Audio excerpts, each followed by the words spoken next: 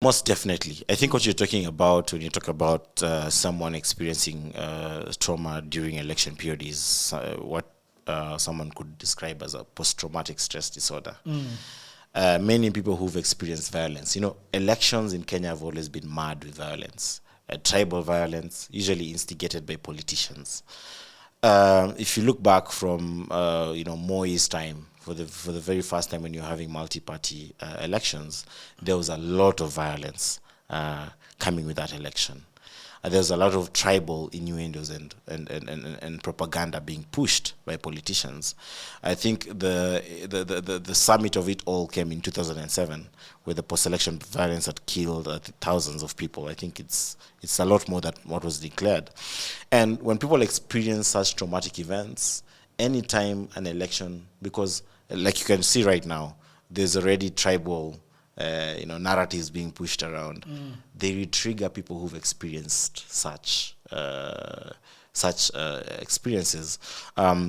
People were chased away, for example, in 2007 from their homes. They have never moved back to their homes up to this point. There are internal displaced persons who up to this point are still living in, you remember the IDP issue? They're still living in ramshackle places in settlements. Together up to this point. And these are people who had land, who had shops, who had homes.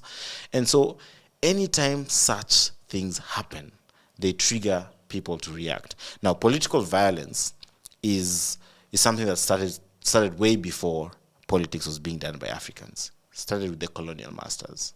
When the British were ruling us, violence was a tool for suppression, was a political tool to subjugate the locals. Tribalism was being actually the seeds were planted then by the white man. So that history is there. You even have the children of the Mau Mau up to now, who apart from suffering PTSD from such experiences, they still suffer economic, let me call it economic violence, because up to this point, there's never been reparations. They've never gotten back their lands. So again, it's trauma upon trauma upon trauma, because with every generation, you're giving birth and re-traumatizing.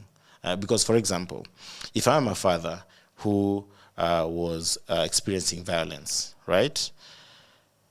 When I get home, if you study even people who go into war, like soldiers, they relive those memories, and it comes out in violence sometimes, and that trauma is then passed down, because when you